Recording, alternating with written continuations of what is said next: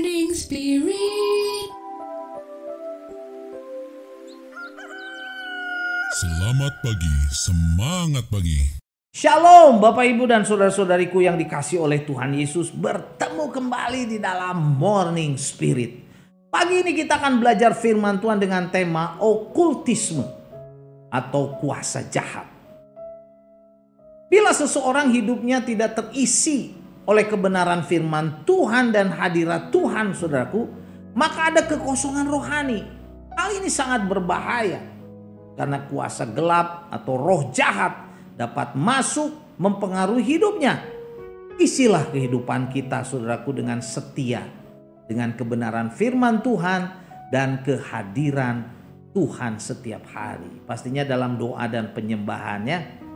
Dalam Ulangan 18, saudaraku, ya, di perjanjian lama Allah sudah mengingatkan bahaya okultisme.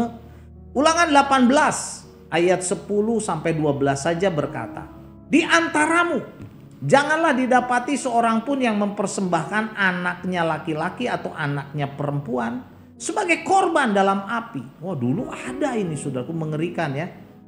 Ataupun seorang yang menjadi petenung, ya, menjadi dukun, menjadi seorang peramal, seorang penelaah, seorang penyihir, seorang pemantra, ataupun seorang yang bertanya kepada arwah, pada arwah, saudaraku, atau kepada roh peramal, atau yang meminta petunjuk kepada orang-orang mati. Nah, saudaraku, firman Tuhan ini dengan tegas, saudaraku, bahwa kita tidak boleh percaya, tidak boleh kompromi, atau tidak boleh melakukan okultisme.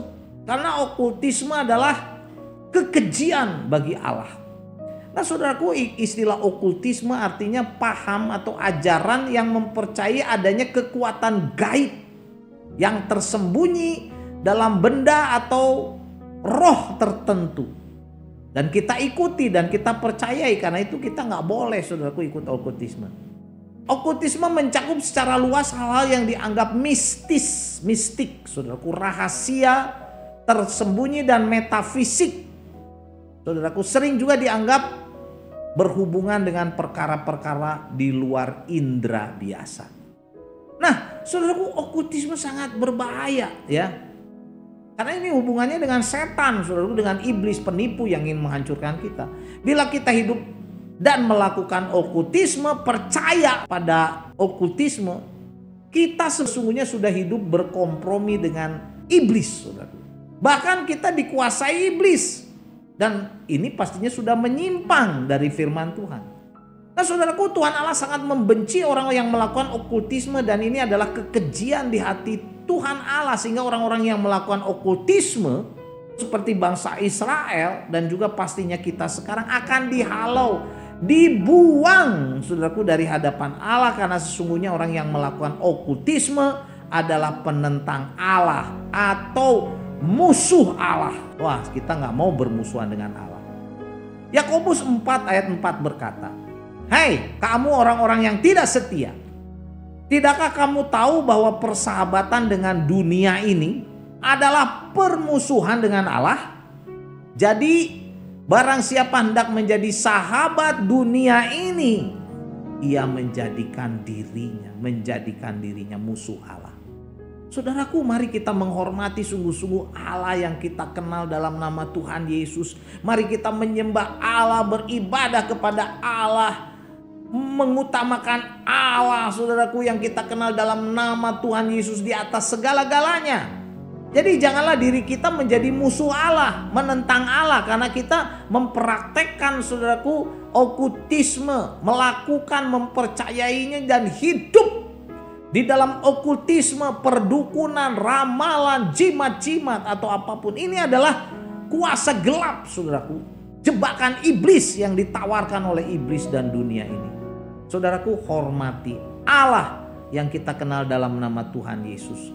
Karena Tuhan Yesuslah Allah yang maha kuasa, Allah yang maha mulia, Allah yang maha besar, Allah yang maha tahu, Allah pencipta segala sesuatu, yang sangat menentang dan membenci okultisme, karena okultisme dari setan, saudaraku. sudah menjadi rahasia umum, saudara, dalam budaya timur juga di Indonesia ini. Keterbukaan pada hal-hal mistis, masyarakat sangat terbuka pada pengaruh okultisme. Kita harus hati-hati. Kita harus hati-hati, jangan kompromi dengan okultisme yang sangat dibenci oleh Tuhan Allah.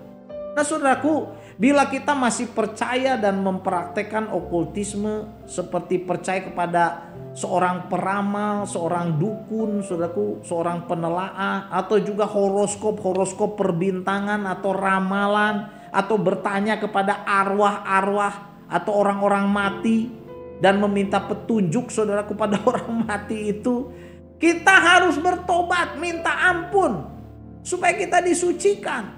Jadi ampuni dosa-dosa kita dan diselamatkan oleh Tuhan Yesus. Saudaraku, jangan main-main dengan okultisme. Nah saudaraku, ada beberapa praktek okultisme yang harus kita ketahui supaya kita berhati-hati dan jangan mengikutinya, jangan percaya saudaraku. Karena hal ini adalah penipuan dan okultisme adalah musuh Allah, kekejian bagi Allah.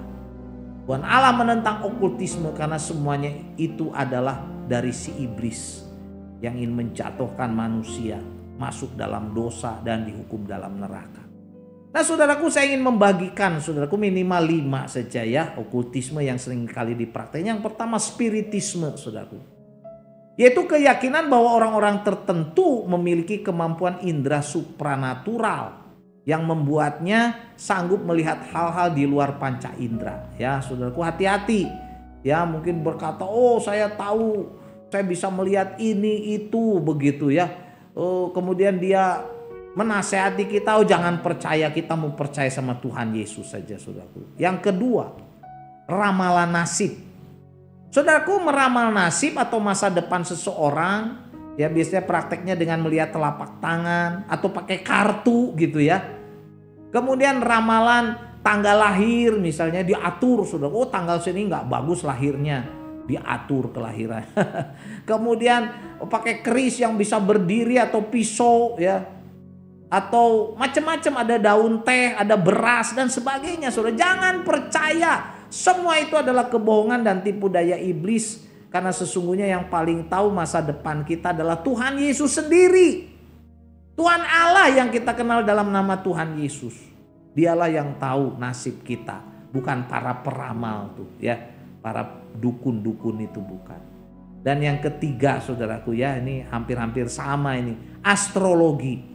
Jadi astrologi adalah kepercayaan bahwa masa depan dapat dibaca saudaraku ya, melalui letak dan hubungan matahari, bulan, bintang-bintang dan planet-planet. Waduh saudaraku, dan ini banyak orang percaya astrologi ini. Kita nggak percaya. Masa depan kita tuh hanya bisa dilihat di dalam kebenaran firman Tuhan. Dan yang keempat saudaraku ya, ini termasuk okultisme adalah horoskop. Ya, perkembangan astrologi yang meramalkan berdasarkan peta zodiak gitu saudaraku ya. Horoskop biasanya ditulis dulu ya di majalah ya, sekarang memang paperless ya, di koran atau tabloid. Sekarang mah banyak di internet saudara. Hati-hati. Nasihat dan dari horoskop diberikan berdasarkan ramalan peristiwa masa depan. Jadi kita harus hati-hati, jangan percaya sama ramalan horoskop. Karena nasib kita, masa depan kita ada di dalam tangan Tuhan Yesus, Juru Selamat, pencipta alam semesta ini. Bukan horoskop, saudaraku ya. Dan yang kelima ya, yang ingin saya bagikan termasuk dalam okultisme adalah perdukunan. Atau pada zaman sekarang seringkali disebut orang pinter. Ya, walaupun gak pinter sebetulnya. Nah, perdukunan adalah keyakinan yang sangat menyesatkan. Perdukunan adalah kebiasaan-kebiasaan orang percaya kuno dulu yang belum mengenal Yesus saudaraku ya. Walaupun pada masa kini dikemas saudaraku secara canggih, secara modern, dibuat sedemikian rupa sehingga kelihatan canggih atau modern. Para dukun biasanya membuat upacara-upacara sedemikian rupa saudaraku ya, sehingga orang terlena, bahkan ada yang kesurupan tidak sadar dengan mantra-mantranya dan dengan benda-bendanya yang dianggap keramat, bisa menghipnotis kita. Benda-benda itu dianggap mempunyai kekuatan gaib dan kalau kita percaya kita bisa dikuasainya saudaraku. Orang-orang dalam upacara itu dibawa untuk berhubungan dengan kekuatan-kekuatan alam gaib, saudaraku, yang sebenarnya adalah kekuatan dari iblis, dari setan penipu, saudaraku, yang ingin menguasai kita manusia supaya jadi pengikutnya. Kalau kita sudah percaya pada Yesus, jangan, saudaraku ya. Mungkin ada di antara kita yang mendengar atau melihat tayangan Morning Spirit ini masih ada di dalam keyakinan okultisme ini. Saya mau katakan, tinggalkan okultisme. Itu hanya membawa penderitaan, kematian, saudaraku, dalam kehidupan kekal di neraka.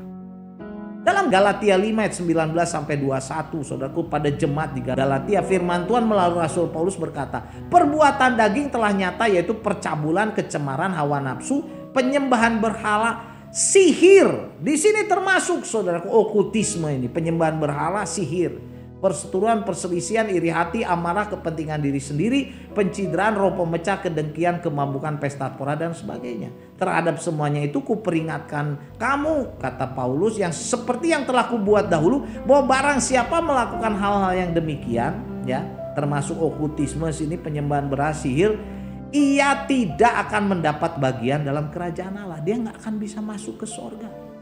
Saudaraku, jadi firman Tuhan mengajarkan kepada kita bahwa okultisme, penyembahan berhala, sihir, ya, dan macam-macam itu termasuk perbuatan daging. Dan barang siapa melakukan hal ini, saudaraku, seperti yang pernah Rasul Paulus lakukan, kalau kita melakukan okultisme ini, saudaraku, sihir, ramalan, macam-macam, tidak akan mendapat bagian dalam kerajaan Allah, dalam sorga. Karena itu, saudara, tinggalkan dosa okultisme, dosa-dosa keinginan daging. Mari kita sungguh-sungguh ikut Tuhan Yesus, memohon ampun kepada Tuhan Yesus, disucikan oleh Tuhan Yesus. Kita mau bertobat, katakan, aku tinggalkan okultisme, aku tinggalkan segala penyesatan setan ini dalam nama Yesus. Mau bertobat supaya kita diselamatkan. Terima Tuhan Yesus dalam hatimu, saudaraku. Jadi tinggalkan semua dosa okultisme, yaitu spiritisme, keyakinan bahwa orang tertentu memiliki kemampuan indera, kita yakini dia. Oh, saudaraku, jangan percaya kepada orang seperti ini. Ramalan nasib juga jangan percaya.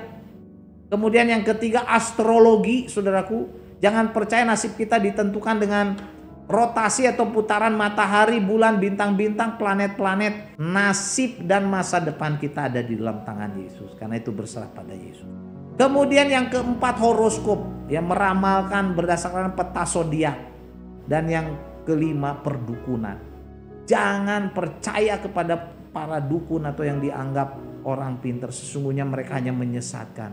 Percayalah kepada Tuhan Yesus, Juru Selamat kita, pencipta alam semesta, yang dapat memberikan kepada kita keselamatan, masa depan yang indah, masa depan bahagia, dan kekekalan di sorga.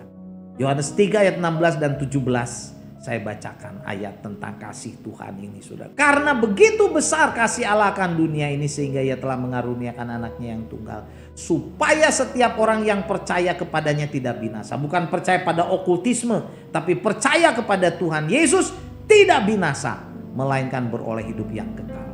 Sebab Allah mengutus anaknya, yaitu Yesus Kristus, ke dalam dunia, bukan untuk menghakimi dunia, melainkan untuk menyelamatkannya oleh Dia. Menyelamatkan kita, saudaraku, dari dosa oleh Yesus, bukan oleh ramalan, horoskop, dukun, orang pintar, bukan. Tetapi kita diselamatkan oleh Yesus Kristus yang sudah berkorban di kayu salib menebus dosa kita. Tinggalkan okultisme dan ikutlah sungguh-sungguh kepada Tuhan Yesus, Juru Selamat. Amin. Mari kita berdoa. Terima kasih Tuhan untuk kebenaran firman-Mu. Kami mau tinggalkan semua okultisme, jebakan yang jahat dari si iblis. Dan kami mau setia mengikut Tuhan Yesus. Sucikan, kuduskan, ampuni kami kalau selama ini kami masih percaya kepada okultisme.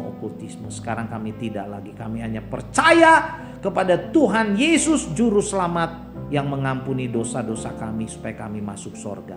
Kami mau sungguh-sungguh percaya kepada Engkau Tuhan Yesus. Dalam nama Tuhan Yesus kami berdoa. Amin.